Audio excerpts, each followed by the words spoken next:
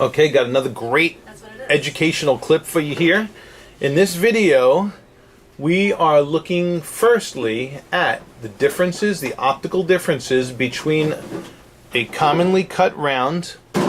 Actually, this is a GIA very good next to a Solasfera. That's a carat and a quarter size. That's a 109 GSI1 Solasfera hearts and arrows round. And the brightness between the two is just what I would say wicked sick. Okay, so beautiful visual differences there. Now the next diamond in this lineup, we are looking at a 126 GSI1, and that's a signature hearts and arrows round. Okay, so here is a good comparison of a commonly cut diamond, a Solasfera, and then a hearts and arrows round with optics that fall in the GIA-X AGS Ideal Zenith. GIA and AGS do not grade Solasferas at this time because it's a modified round. Okay. Alright, so next time we're going to bring in this lineup is a carat and a half I-color I1 Solasfera round. Now we have the macro lens on here, so if you're going to see the inclusion, I may grab that stone loose and show it to you. In fact, I will do that. But first I want to show you the size differences from 109 to 126 to 150.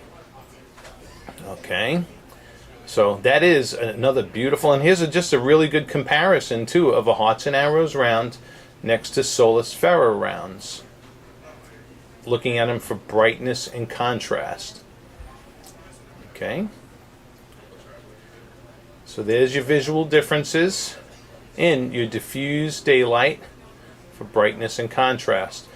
Since this carat and a half is an I1 clarity, I'm going to grab this in the tweezers and rock and tilt it to see if you can see the inclusion. It is a feather under the table. My macro lens on this camera may be picking up that feather, which I can't see on the screen.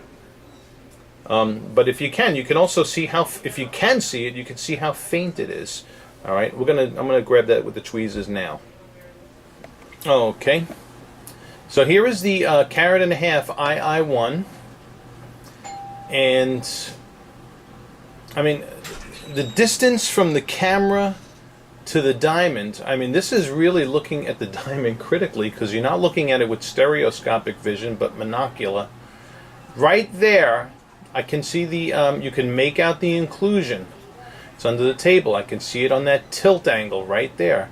Now when you're looking at the diamond in this angle, okay, it's very easy to mistake that feather for another, you know, one of the, when you're looking at the contrast in diamonds and the distribution between bright and dark reflections in a diamond, it can be easy sometimes to mistake the inclusion for another, just a dark reflection in the distribution of bright and dark reflections.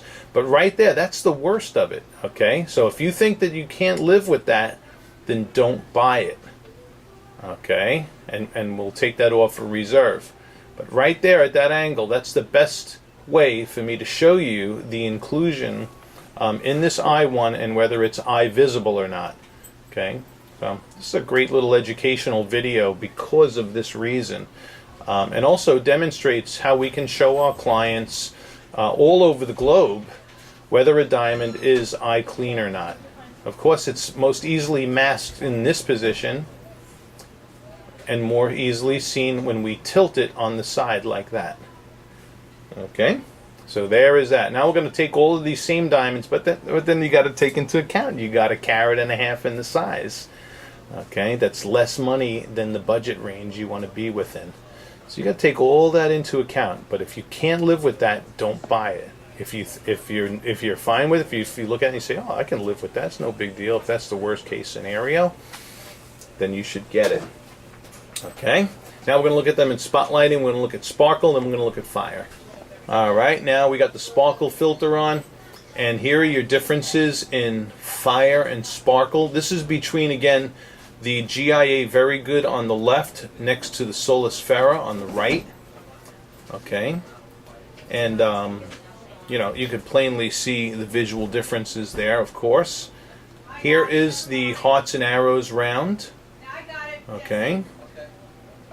Now, the hearts and arrows round, when you're looking at it in the... we're going to look at fire more so in the next portion of this video. But different type of sparkle pattern. We do see more smaller reflections in the Solasfera. But bigger, wider reflections, a little bit more so in the hearts and arrows. There, lastly, again, is that carat and a half II1 Solasfera, and that's your sparkle. Okay. Now we're going to go into stronger spotlighting and look at them in a little bit more critical spotlighting. Okay, and this is our spotlighting on steroids. This is the spotlighting, you know, turned up to the nth degree. And now we're seeing, you know, some serious fire and sparkle go on. But you could still see those visual differences between the more commonly cut GIA, very good on the left, versus the Solasfera, which is a you know, nothing short of a fireworks display. Okay, here is the hearts and arrows round next to the Solasfera. Okay. Alright, that's an interesting comparison. Now look at, you know, you could see the size of the reflections off, because the mains, the pavilion mains, are a little bit thicker on the hearts and arrows. You can see a little bit wider reflection off the mains, but you can see more reflections overall in the Solasfera. Okay, so, you know, this is where Solasfera is pegged the meters. You know, when they peg the meters on the brilliant scope, you know, the brilliant scope testing is done in spotlighting. So you're seeing that direct result here in a spotlighting environment. And of course, the carat and a half II1 also has amazing fire and sparkle as well. Okay, it's harder to see the inclusion in this lighting because it gets it does get lost in the in all the fire and sparkle of the diamond. But if you're going to see it, you know, the other lighting was really the best to see it in. I don't know if you're catching it. I don't know if the macro lens is actually picking it up, but the lens on this camera is really good, so it just might. Alrighty, and there are the visual comparisons between these four diamonds. Let us know which one you want to hold, and we're happy to help you out. Thank you for watching.